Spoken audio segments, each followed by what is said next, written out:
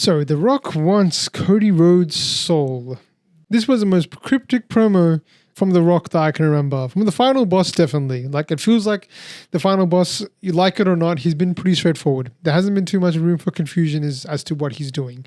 When he first came out and he took the spot from Cody Rhodes, we kind of understood, yes, we're lining up to the dream match between The Rock and Roman Reigns. Okay, it didn't happen. Then they had a press conference and they explained everything and switched everything around. But everything was pretty clear. We knew what was going to happen and when it was going to happen. And it was, for the better or worse, we booed it or we loved it. This case is the first time that I can say after watching the final boss, I was completely shell-shocked and confused and don't know what we are doing with the story anymore. I'm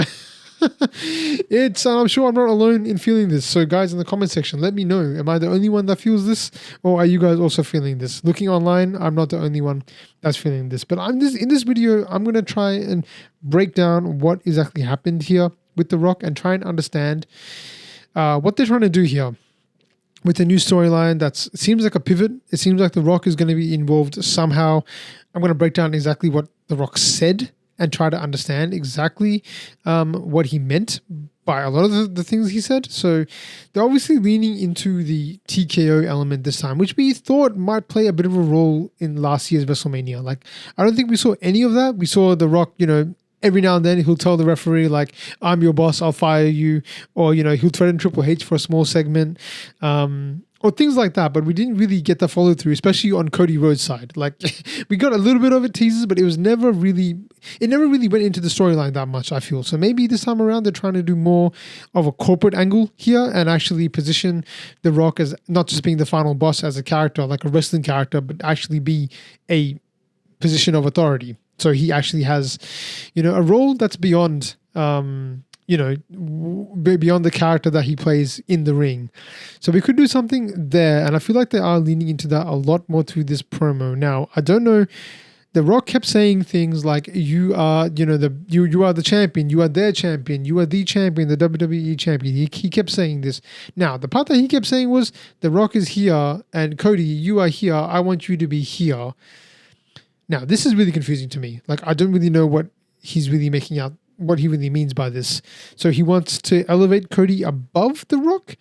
I guess that would make sense. I think that's what he was showing with his hand movements after watching it again to see where exactly his hand was placed. And maybe I'm just reading too much into the hand placements, but he wants Cody to essentially elevate beyond champion. And the only way you get any higher than a champion in wrestling is, I guess, kind of in like the executive suite. Now, Cody has experience with that. He's been an executive before with AEW, and we sort of know that side of him, and he's played that kind of character before. So are they going to tie in, some of his past, not AEW specific, but some of his past sort of role where he's more than just a wrestler, he's also part of the board or something like that. They could be doing something like that with Cody Rhodes here.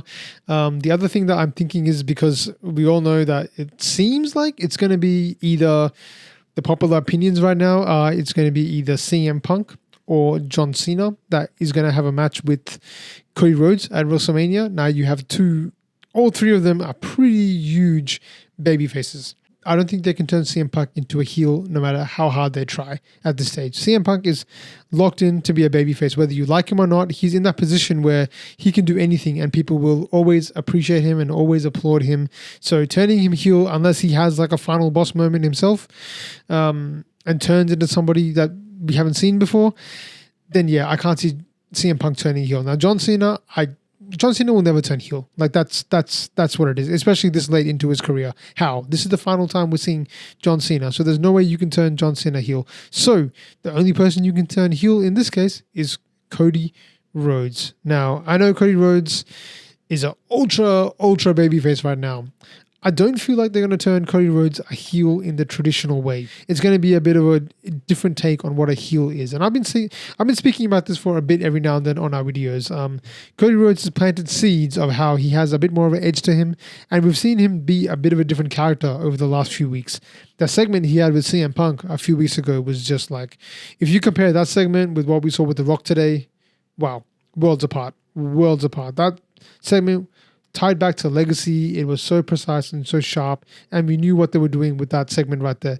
This segment was the complete opposite, but there have been, teasing moments of Cody becoming somebody else So they could be doing that something here, and that's the reason why The Rock has come out to maybe, lure him to the dark side, or, make him become, a soulless character or something like that. Because when you say, I want to take your soul, that is a very heelish line. That is something like someone that's soulless is, somebody that's probably not going to be on your side, or probably not going to be a babyface as they were before. So they could be doing something with that.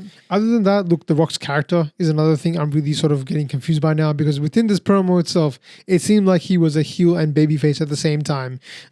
Because the way he was interacting with the crowd, The Rock will always get a massive pop. So don't consider that a sign of whether he's over or not. He was saying the most mean things about people in, was it Memphis or Phoenix? What was it last year where he had that concert?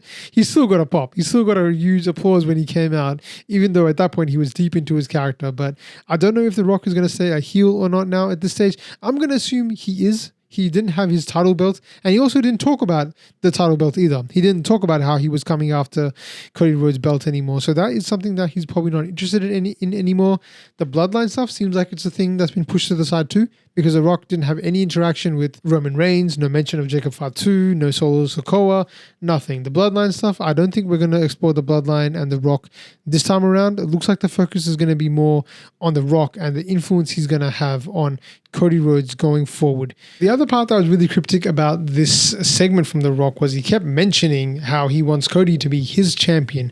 I want you to be my champion, Cody. He sort of kept saying that, and every time he said that, I was really confused. This was a confusing segment because it felt like he was repeating himself over and over again, but he wasn't making it any more clear as to what he was talking about, which made it feel so strange. It felt like a whole lot of nothing because we were just left at the end like, what? But in terms of him, like, Cody, I want you to be my champion, I don't really know what he means by that. Is he going to represent The Rock? If he does that kind of thing, honestly, it takes me back to like Vince McMahon versus like Donald Trump in that hair versus hair match, that very famous segment. So I don't think it's going to be something like that. But I don't know what it actually means to be The Rock's champion. Was this something he just ad-libbed and it's not really part of the script? Because I have no idea what do you mean by I want you to be my champion. Is it because The Rock is not going to be able to wrestle anymore? The Rock has chosen Cody Rhodes to represent him as a wrestler, which would be the weirdest take. If they are going to have that kind of story, they have to build a lot more out of this friendship, because for The Rock to betray his family and choose Cody Rhodes is kind of strange to me. So that's another part that left me really confused. I don't really know what to make out of that part either. As I said, this is a really cryptic and not really focused promo from the final boss. So let's see where it takes us. Hopefully it takes us somewhere pretty good. I feel like The Rock is going to have to be involved a little bit more.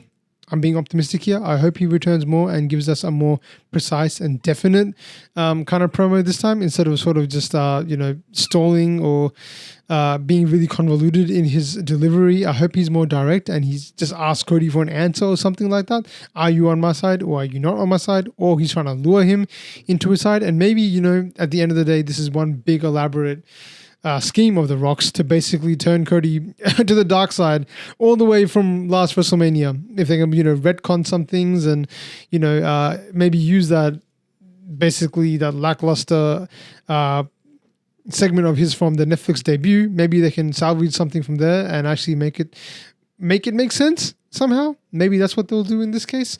But I feel like we'll need some more content to really flesh the story out, to really understand what's going on. But hey, these are my instant reactions to what happened today with The Rock on SmackDown. As for now, I think it's best if I just enjoy the ride that The Rock is taking him on.